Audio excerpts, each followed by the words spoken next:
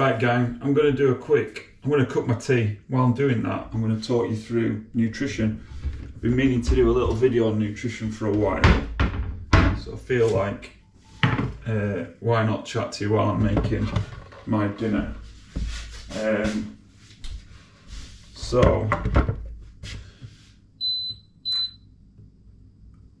Principles of nutrition for everyone looking to be healthy and fit and having all your hormones working properly, and lots of energy, and be a optimal body fat percentage, etc, etc, etc.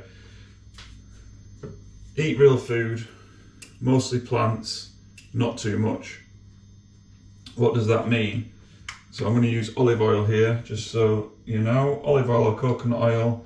I'm not using any vegetable oil or industrial seed oils. That's a top tip for you. Don't go near those things. Vegetable oil, sunflower oil, canola oil, rapeseed oil, not good. Extra virgin olive oil in here. Won't cook this to a temperature where it's going to start burning or smoking. So I'm just getting it up to temperature, and I'm going to start cooking my veggies. This is my evening meal every night. Generally is going to be veggies and some form of protein, and I'll explain how this works in a second. I will be going to and from my fridge to get my food out.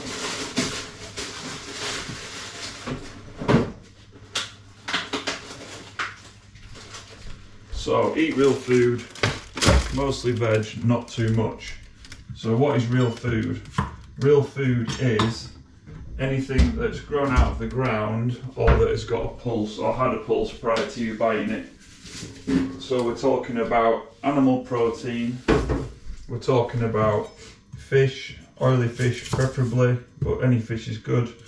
And we want these foods, real foods, to be as close to their original state as possible, as in as unprocessed as possible. So this is an onion, it's been pulled out of the ground. I'm now going to chop it up and put it in my pan. So eat real food. So real food is going to be vegetables, as many vegetables as possible. So you want as much variety as possible with your vegetables. You want as much colour as possible in your meal or your meals across the week. Loads of reasons behind that. Antioxidants. The more variety of veg you get in your diet, the better, because that will lead to a more diverse and healthier gut. And most of our health is linked directly to our gut. So our gut health. So we want a nice, diverse, healthy gut biome. And we get that not through taking processed probiotics from the shop.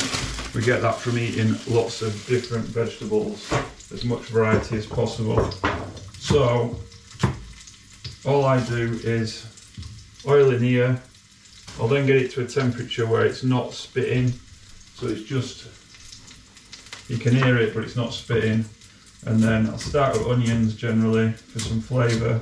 Those aren't going to burn, so you don't want to burn your onions or any of your veg. So it must be a temperature where your onions are just going to go nice and soft. And then I'm going to put in my veggies. Generally the stuff that is most fibrous or slowest to cook first. So carrots, squash, sweet potato, that kind of thing goes in first. And then your softer stuff like mushrooms and things like that go in second.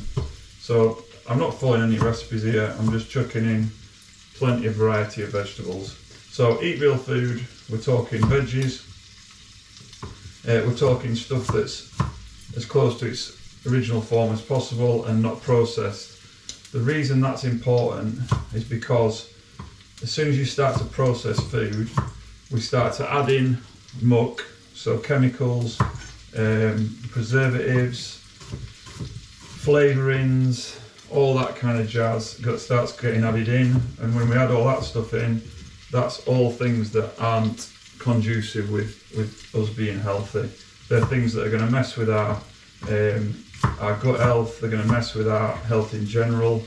A lot of them, if you can't pronounce it, you shouldn't be eating it. So a lot of these preservatives and E-numbers and colourings, flavourings, they're all just muck that are made in a factory. So try and avoid all that wherever possible. So that's why we want real food. When it comes to your protein, we want to be getting as good a quality meat and fish as possible that we can afford. So obviously we can't all afford to be eating grass-fed fillet steak every night, but trying to get some ethically sourced meat that's obviously low, high welfare, and been fed a good diet and lived a happy life is optimal. So that's what we're looking for when it comes to our protein. And then the last one is not too much. So you want to eat until you're full and satiated, and then stop eating. If you get hungry within an hour of eating, then you didn't eat enough. And if you are, if you're not hungry, don't eat generally, unless there's some circumstance where you know you're not going to be physically able to eat for another 4 hours and this is your only chance, then you might do. But generally, if you're not hungry, then don't eat. That's your body. Your body will tell you when you need to eat. So by eating real food, not too much, mostly plants, we are immediately eliminating processed foods from packets. We're eliminating a lot of sugar and processed sugar. We're eliminating fizzy drinks. We're eliminating milk chocolate. We're eliminating biscuits and crisps, and all those things that are just full of stuff that's not going to do you any favours. So biscuits and crisps are all cooked with and in sunflower oil. Sunflower oil is inflammatory and causes health issues, so you want to eat as little of that as possible. Added to that, the fact that biscuits and crisps are very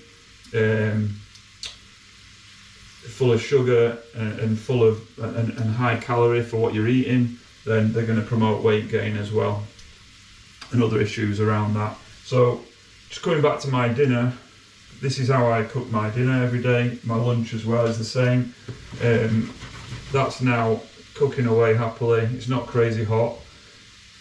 Flavour's going to come from spices, so I'm going to bang on some pepper to start with, and then probably chuck some garlic in, and then might throw some other spices in, like smoked paprika or a bit of cayenne pepper, that kind of thing, for some flavour. I'm not going to daub it all in margarine. What am I on about? Mayonnaise, and all your kind of stuff that gets chucked on top. Your flavour is going to come from spices and herbs. And without telling you how to suck eggs, that is how I cook my dinner and my lunch. So one of the things that you'll notice, if you start adding in loads of vegetables like this into your meals, there's a lot of volume there, but obviously calorie wise, calories are a bit of an issue that I won't bore you with now, but counting calories is a little bit kind of problematic for the sake of trying to get any kind of real data. We're not sure how many calories are in anything. All the packets that you get in the shops, all the calories in there, they're allowed 20% leeway. So the chances are, whatever you think you're eating calorie wise, you probably weigh out. Also, the amount of calories you're eating isn't directly proportionate to the amount of calories you're absorbing, because of your gut health and how good your digestion is, how hydrated you are, all that kind of stuff. So it's all and good counting calories, but you don't actually know how many of them are getting into your system, so it's a bit of a pointless endeavour. If we look at this as a meal, there's a lot of volume here, but if we are counting calories, there isn't a lot of calories in there. There's some good healthy fats from the olive oil, there's loads of fibre, there's lots of colour from all the different vegetables, and then I'm going to have some protein with it. Protein and fat is going to be satiating. It's going to tell me I'm full. I'm going to get good hormones released to tell me that I don't need to keep eating. And then I'm going to be satiated and happy after this meal. My blood sugar is going to be nice and steady after eating this because there's no sugar in there to spike my blood sugar. It's all slow release. It's all slow release energy, if you like. There's lots of fibre in it, which again slows down digestion and gives you good healthy bowel and all that kind of stuff. So this is optimal over a ready meal or a microwave meal or anything out of a packet.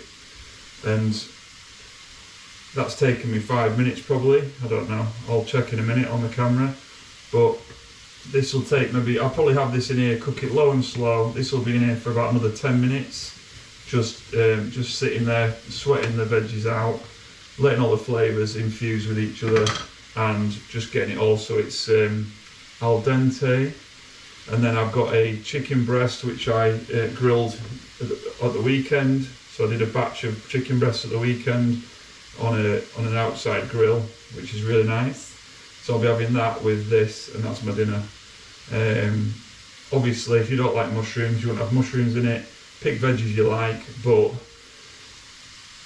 this meal is going to do you a lot more favours than counting calories, having meal replacement shakes, trying to stick to so many calories so you can then have a bar of chocolate on an evening, all that kind of stuff. If you can make most of your meals look like this, then you're going to start to feel better. Your body fat's going to start dropping off. You're going to have more energy. You're going to sleep better.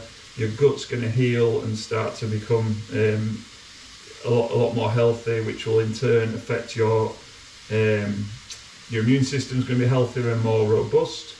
You'll reduce inflammation throughout your system, so that's also going to mean your immune system's got more capacity to fend stuff off because it's not dealing with inflammation. So there's no downsides to eating like this, other than if you've got a sweet tooth, then you're going to have to just get over it. If you eat these kind of meals for about 4 weeks, if you are really sort of sugar dependent, you have a lot of carbohydrate and a lot of processed sugar, you'll have a couple of weeks of misery where you feel lethargic and tired and hangry and all that kind of stuff, but your body will adapt, things will change. Within a couple of weeks, you'll no longer be getting hangry. Your body's going to tick over on fat better and become fat adapted. So within a couple of weeks, you'll start to feel hundreds of % better. So that's my quick fix on nutrition. Breakfasts can look like this. There's nothing wrong with eating this for breakfast. If you're not into this, then eggs, salmon, that kind of thing for breakfast is a much better option than cereals and all that kind of jazz, and toast and all that stuff. So everyone, obviously there's no kind of rules, but again, eat real food. Things like bread, pasta, biscuits, crisps, chocolate, all that kind of stuff would fall into the not real food category. Equally, all that food is very devoid of micronutrients, vitamins, minerals, and all that kind of stuff. This is packed with vitamins and minerals. Your good quality protein from animals and fish is got really good bioavailable protein, but it's also full of other micronutrients as well, which are really important for your overall health. Red meat's got things like iron and B vitamins in it that you can't get from plants, so there is need there, in my opinion, for some meat consumption. So that's how I eat, and that's how I encourage my clients to eat. So yeah, that's my dinner, and I think I've covered everything. So yeah, I can't think of anything else to say. So eat real food, that is plants, animal protein, stuff that's close to its original form, it's not been processed. If you are going for a packet, like minimal ingredients, so it's 1 or 2 ingredients. As an example, these things, which are like naked bars, dates and cashew nuts, and that's it. There's no preservatives, there's no additives. They're cold pressed dates and nuts, and that's it. They are quite high in like natural sugars, so you won't be eating them all day. But just as an example, that's minimally processed and minimal ingredients versus a Trek bar or something that's just got a million different ingredients in it, emulsifiers, E-numbers, flavourings, etc. So you all know really what's good and what's not, I think. But the main thing for me is 3 main meals a day like this. Real food, mostly plants, good quality animal protein, 3 meals a day. If you need to snack in between, things like fruit, nuts, that kind of thing, raw veggies like carrot sticks and all that kind of stuff, they're good snack options. Bit of dark chocolate, dark's 85% and above, that's all good. So yeah, I'll stop waffling now. That's my take on nutrition for you. If you've got any questions, you know where I am, give me a shout. I'm gonna have my dinner.